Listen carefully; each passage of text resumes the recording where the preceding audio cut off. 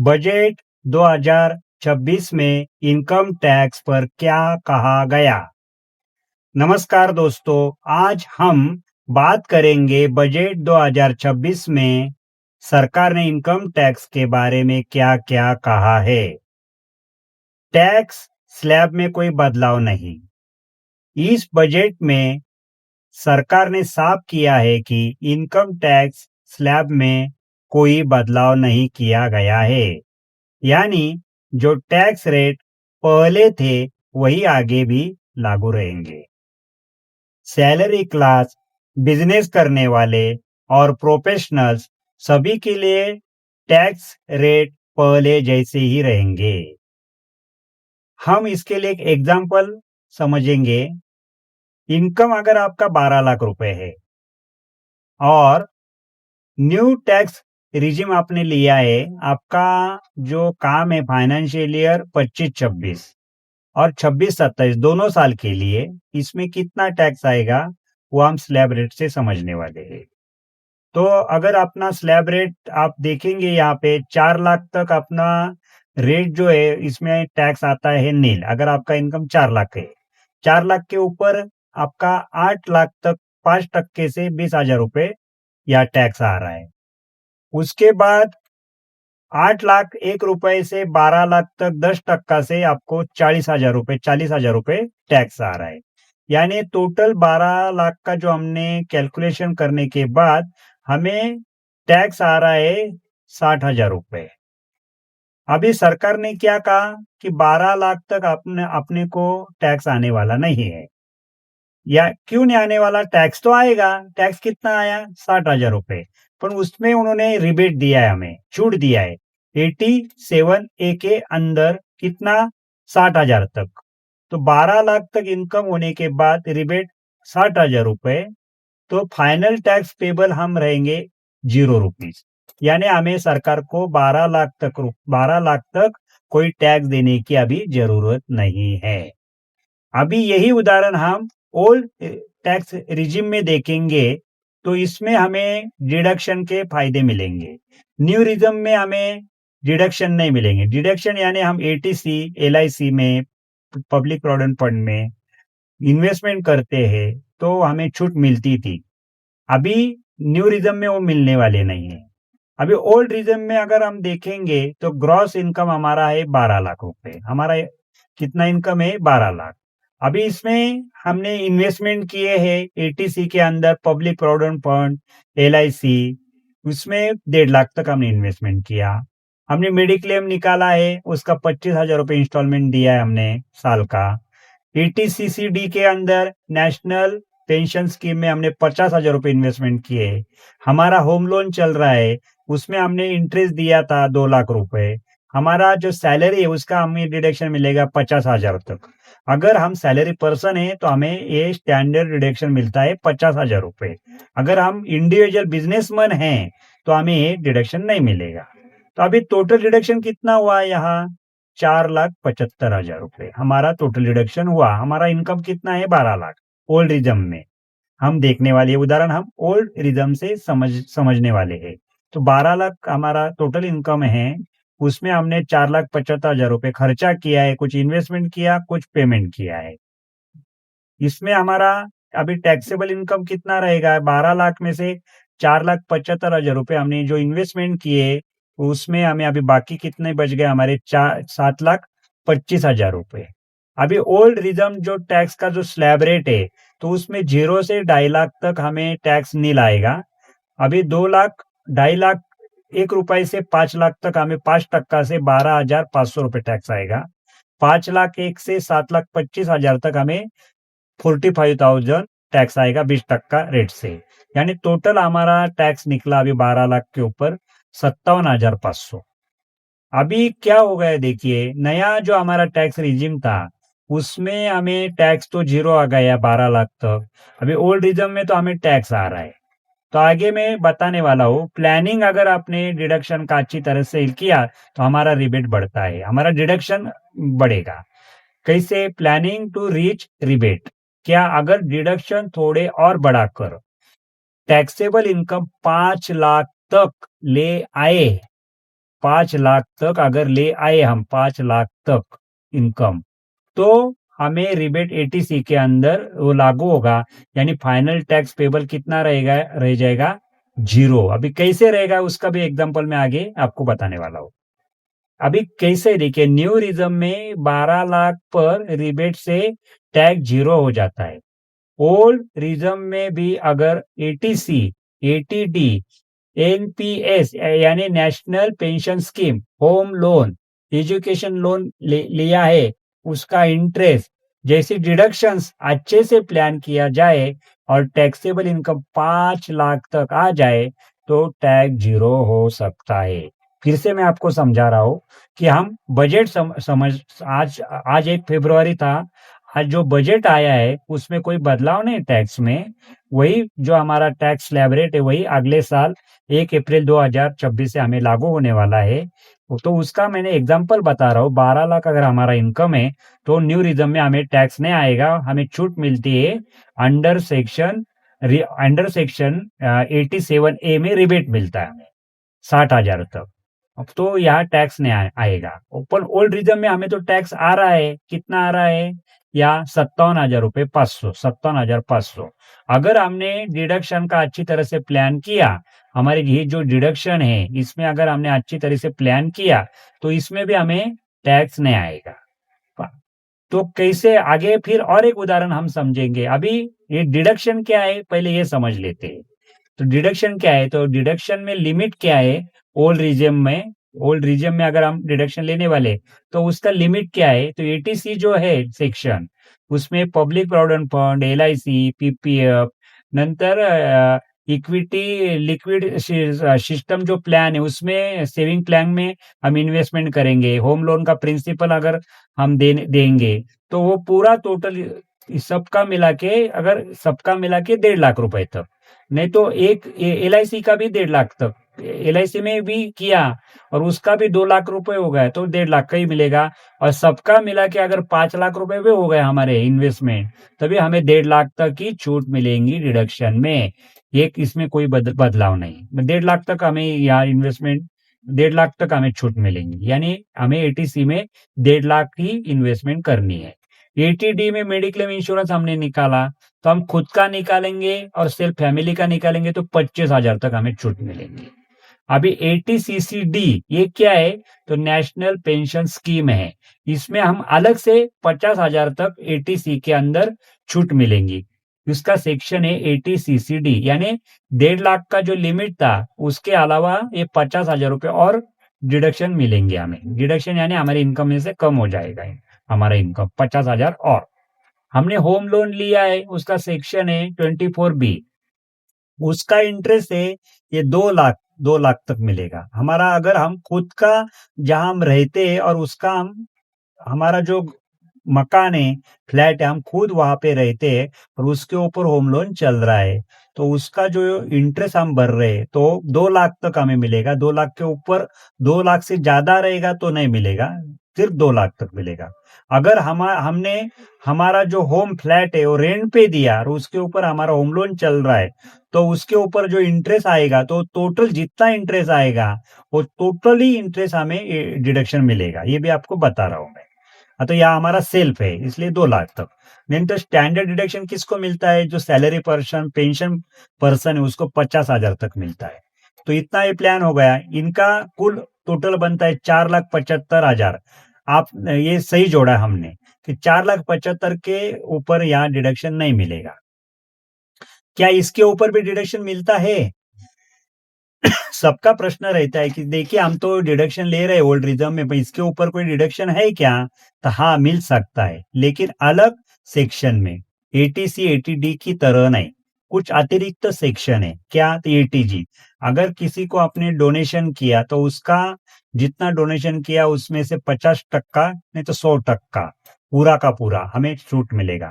और एटीडी एक सेक्शन है, अगर अपने लड़के के लिए, खुद के लिए हमने एजुकेशन लोन लिया है और एजुकेशन लोन के ऊपर हम जितना भी इंटरेस्ट पेड कर रहे हैं वो टोटल इंटरेस्ट हमें डिडक्शन में छूट मिलेगा। कौन से सेक्शन में? एटीई के अंदर में। और एटीटीटी बी, अगर सीनियर पर्सन है तो एटीटीटी बी, सीनियर से उम्र हमारी कम है तो एटीटीटी में हमारा जो सेविंग अकाउंट में जितना इंटरेस्ट आ रहा है तो उसमें 10,000 तक हमें छूट मिलेगा, और सीनियर पर्सन है तो 50,000 तक हमें छूट मिलेगा डिडक्शन में।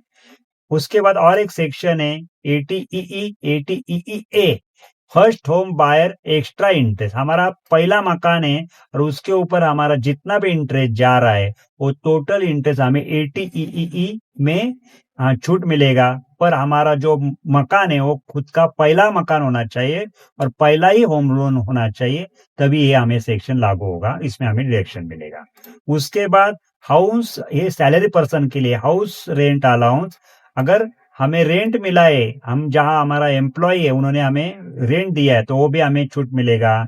एलटीए यानी लीव ट्रैवल अलाउंस हमें जो कर रहे हैं तो वो जो मिल रहा है वो भी हमें छूट मिलेगा। और अगर अगर हम सैलरी कर रहे हैं और हमारा प्रोफेशनल टैक्स कट हो रहा है, वो पेड कर रहे हैं हम उसके अमाउंट, तो जितना भी प्रोफेशनल टैक्स हमने पेड किया वो टोटल हमें हमें हमारे रिटर्न में से डिडक्शन मिलेगा। यानी 4,75,000 के बाद भी अगर ये लागू होते तो टैक्सेबल इनकम और कम हो सकता है। तो उसके लिए हम एग्जांपल समझेंगे तो आपको और आइडिया आ जाएंगे। एग्जांपल में हमने इनकम हमारा 15 लाख है अभी, देखिए तो न्यू रिज्म में कितना टैक्स आएगा। तो न्यू टैक्स रिज्म में आपको स्लैब के अनुसार 4 लाख तक अपने को टैक्स जीरो आएगा। 4 लाख से 8 लाख तक 5% से 20,000 रुपए टैक्स हमें देना पड़ेगा। 8 लाख से 8 लाख 1 रुपए से 12 लाख तक 10% से 40,000 रुपए। 12 लाख एक से हमारा 15 लाख तक इनकम था, 15% से 45,000, यानी टोटल मिला के कितना हो गया ये 20,000 प्लस 40,000 प्लस 75,000, टोटल मिला के हमारा कैलकुलेशन करके हमारा टैक्स कितना आ गया 1,05,000 रुपए। और उसका सेज आ गया 4% से 4,200, यानी फाइनल हमारा टैक्स आ गया 1,09,200 हमें देना ही पड़ेगा। यहाँ हमें रिबेट नहीं मिलेगा क्योंकि हमारा इनकम 12 लाख के ऊपर है, यानी हमें 60,000 रुपए छूट नहीं मिलेगा। टोटल हमें 1,09,200 रुपए गवर्नमेंट को टैक्स देना पड़ेगा। यानी अभी देखिए, अभी ये उदाहरण हम ओल्ड रिज्म में प्लान करके हमारा टैक्स नहीं आ रहा है वो मैं बता रहा हूँ। ओल्ड रिज्म में सही डिडक्शन प्लान करने के बाद हमारा डिडक्शन क्या है, स्टैंडर्ड डिडक्शन है हमारा 50,000 रुपए, अगर हम सैलरी पर्सन है तो। हमारे एटीसी में हमने 1.5 लाख तक इन्वेस्टमेंट किया है। एटीडी में 25,000 का इन्वेस्टमेंट है हमारा मेडिक्लेम इंश्योरेंस। हमारा बैंक सेविंग इंटरेस्ट में 10,000 छूट मिलने वाला है। हमने होम लोन लिया है, हमारा खुद का हम वहां पे रहते हैं तो हमारा 2 लाख तक वहां छूट मिलेगा। हमारा इंटरेस्ट जितना हमने होम लोन लिया उसका जो हम इंटरेस्ट दे रहे हैं तो उसका 2 लाख तक हमें छूट मिलेगा। हमारा जो ईयर है 1 अप्रैल से 31 मार्च में जितना भी हमने इंस्टॉलमेंट दिया उसके ऊपर जितना भी इंटरेस्ट हमारा गया है बैंक में वो टोटल हमें छूट मिलेगा। उसके बाद हमने एजुकेशन लोन लिया, हमारा जो लड़का है वो उसका जो क्वालिफिकेशन हाईली वो क्वालिफिकेशन ले रहा है दूसरे जाके यूएस में जाएगा, लंदन में किधर भी जाएंगे तो वहां पे उसको जो एजुकेशन लेना है उसके लिए हमने एजुकेशन लिया। अगर किधर भी कौन सा कहाँ भी जाएंगे नहीं तो यहाँ भी एजुकेशन ले सकते हैं, उसका लोन ले सकते हैं। किधर का भी जो शिक्षण है वो क्वालिफिकेशन एजुकेशन के लिए ले रहा है उसका अगर हमने लोन लिया है, कौन सा भी क्वालिफिकेशन रहो, पर उसका जो लोन है एजुकेशन लोन होना जरूरी है। तो उसका इंटरेस्ट हमें एटी के अंदर जित लिया है और हमने वो लोन के ऊपर जितना भी इंटरेस्ट दिया है हमारा जो करंट ईयर है अकाउंटिंग ईयर जिसका हम रिटर्न भरने वाले वो पीरियड में, तो टोटल हमें छूट मिलेगा। हमने यहाँ 5 लाख रुपए हमारा इंटरेस्ट गया है तो वो भी हमें टोटल छूट मिलने वाला है। हमने डोनेशन दिया था 25,000 रुपए, उसका हमारा 50% होगा नहीं तो 100% होगा। वो डिडक्शन कौन से इसमें हमने डोनेशन दिया तो अंडर किसके अंडर वो रजिस्ट्रेशन एटीजी में 50% छूट मिलता है कि 100%, वो देख के हमें वो डिडक्शन मिलेगा। तो यहाँ हमें 25,000 रुपए डिडक्शन मिलेगा। और नेशनल पेंशन स्कीम में हमने 50,000 रुपए इन्वेस्टमेंट किया था, वो ऐसा हमारा 50,000 रुपए इन्वेस्ट करके टोटल हमारी आ रही है 50,000, 1.5 लाख, 25,000, 10,000, 2 लाख, 5 लाख, 25,000, 50,000, इसकी टोटल आ रही है। टोटल डिडक्शन हो गया हमारा 10,10,000, यानी टैक्सेबल इनकम था हमारा 15 लाख रुपए और उसमें 10,000, 10 लाख 10,000 रुपए हमारा डिडक्शन मिला। यहाँ देखिए तो हमारा कितना बचा अभी? सिर्फ 4,90,000 रुपए हमारे पास टैक्सेबल इनकम हुआ हमारा। तो ओल्ड रिजम में अभी 4,90,000 के ऊपर कितना टैक्स आएगा? तो 2.5 लाख तक हमें टैक्स जीरो आ गया, और 2,50,000 1 रुपए से 4,90,000 तक हमारा इनकम था, उसके ऊपर 5% से 12,500, यानी कैलकुलेशन करके हमारा 12,500 हमारा टैक्स आ गया। अभी रिबेट मिलेगा हमें, क्योंकि हमारा इनकम 5 लाख के अंदर हो गया। 4,90,000 है ना, 5 लाख के अंदर है, यानी हमारा रिबेट टैक्सेबल इनकम हमारा 5 लाख से कम है, तो रिबेट मिलेगा हमारा 12,000 रुपए। टोटल हमारा रिबेट 12,000 रुपए मिलेगा। यहाँ पे देखिए 12,000 रुपए यहाँ मिलेगा, यानी फाइनल टैक्स पेबल कितना हो गया? जीरो। जीरो हो गया, यानी 15 लाख भी हमारा इनकम है, और ओल्ड रिजम से हम जाएंगे, और अगर हमारा इतना भी डिडक्शन, हम इतना डिडक्शन में, या हमारा डिडक्शन मिलेगा इतने प्लान में हमने इन्वेस्टमेंट किया, कुछ खर्चे हो गए, जितना ये हो गया हमारा इंटरेस्ट में पैसा गया, यानी वो पैसा इंटरेस्ट में गया तो खर्चा हो गया। एजुकेशन लोन का भी इंटरेस्ट दिया है हमने, नंतर होम लोन का इंटरेस्ट दिया है, और नंतर हमने डोनेशन दिया है, नंतर नेशनल पेंशन स्कीम में हमने 50,000 रुपये इन्वेस्टमेंट किया है, स्टैंडर्ड डिडक्शन हमें सैलरी पर्सन इसलिए मिल गया है, ईटीसी के अंदर 1.5 लाख का हमारा इन्वेस्टमेंट पूरा हो गया है, मेडिक्लेम इंश्योरेंस में हमने 25,000 रुपये भरा है, तो इतना हमारा टोटल डिडक्शन हमें छूट मिलेगा, यानी हमारा टैक्स आएगा जीरो। ओल्ड रिजम में गए, पर नए रिजम, नए स्लैब रेट में हम गए न्यू रिजम में, तो या तो हम 1 लाख रुपए टैक्स भर रहे हैं। तो ऐसा भी हो सकता है, कभी कभी ओल्ड रिजम भी फायदेमंद रहता है, अगर हमारा डिडक्शन का प्लान सही हो तो देखिए, न्यू रिजम में 15 लाख पर 1,09,200 टैक्स देना पड़ता है, और लेकिन ओल्ड रिजम में सही डिडक्शन प्लान करने करने करके 15 लाख की इनकम पर भी टैक्स पूरी तरह जीरो किया जा सकता है। Eighty C, eighty D, eighty C C D 24B standard deduction, इनकी फिक्स्ड लिमिट है, इनकी फिक्स लिमिट है, लेकिन इनके अलावा भी सेक्शंस है जिनसे और डिडक्शन मिल सकता है। सही प्लानिंग से टैक्सेबल इनकम 5 लाख तक लाकर ओल्ड रिजम में भी टैक्स जीरो किया जा सकता है। इनकम टैक्स प्रक्रिया को आसान बनाने पर जोर। अभी जो बजट हुआ इसमें क्या बताया? सरकार ने यह बताया है कि इनकम टैक्स की प्रक्रिया को सरल और डिजिटल बनाने पर काम किया जाएगा। आईटीआर फाइलिंग और कंप्लायंस को आसान करने के लिए सिस्टम में सुधार किए जाएंगे, ताकि टैक्स पेयर को कम परेशानी हो। हम ऑनलाइन रिटर्न भरते तो उसमें हमें आसान कैसा हो, सरकार देख रहे हैं, आगे जाके वो हमें मिलेगा फायदा उसका। नया इनकम टैक्स एक्ट लागू होगा अभी, तो हमारा इनकम टैक्स एक्ट 2025 आ गया है, वो उसके हिसाब से अभी 1 अप्रैल से वो चालू हो जाएगा। बजट में यह घोषणा की गई है कि इनकम टैक्स एक्ट 1 अप्रैल 2026 से लागू होगा। 1 अप्रैल 2026 से लागू होगा। अभी आएगा अभी 1 अप्रैल, अभी जनवरी महीना चालू है, से लागू किया जाएगा। इस नए कानून का उद्देश्य क्या है?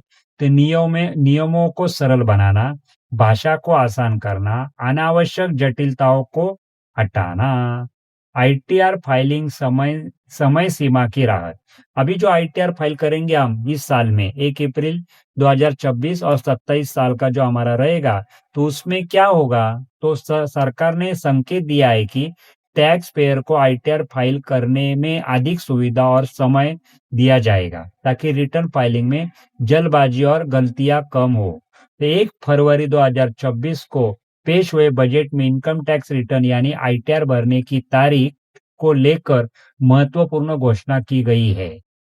आइए सीधे और सरल भाषा में समझते हैं कि आप कब तक आईटीआर भरना है, किसे कब तक आईटीआर भरना है। तो अब हमें मालूम है, हम ITR 1, ITR 2, salary person individual for जो ईयर है हमारा 1 अप्रैल 2026 और 27 को लागू होगा। ये अभी ये साल आने वाला अगले साल से लागू होगा। अगर आप सैलरी पर्सन है, पेंशनर है, या सामान्य इंडिविजुअल है जो आईटीआर 1 या आईटीआर 2 भरते, तो आपके लिए आईटीआर फाइलिंग करने की अंतिम तारीख 31 जुलाई 2027 है। अभी भी इस साल का जो रिटर्न हम भरेंगे तो 31 जुलाई 2026 रहेंगी, फाइनेंशियल ईयर 25-26 के लिए। पर अभी जो बजट में बताया है उसमें थोड़ा सा बदलाव किया है, तो वो मैं बता रहा हूँ, ये ध्यान में आना चाहिए। अभी बिजनेस और प्रोफेशन ऑडिट नहीं है, तो उनका हम 26-27 में जो हमारा अकाउंटिंग ईयर है, फाइनेंशियल ईयर है, उसके लिए अगर आप रिटर्न फाइल करेंगे तो उसकी जो सबमिशन करेंगे उसकी ड्यू डेट क्या रहेंगी? अगर आप बिजनेस या प्रोफेशन में हैं लेकिन आपका टैक्स ऑडिट नहीं लगता, तो बजट के अनुसार आपको आईटीआर भरने के लिए समय मिलेगा। 1 महीने की राहत दी 31 अगस्त 2027 तक। यानी यहाँ पहले 31 जुलाई से अंदर हमें बिजनेस, इंडिविजुअल, सैलरी सबको भरना पड़ता था। अभी 1 महीने की बढ़ाया उन्होंने 31 अगस्त 2027 तक उन्होंने या हमारा बढ़ा दिया, 1 महीना और बढ़ा दिया है।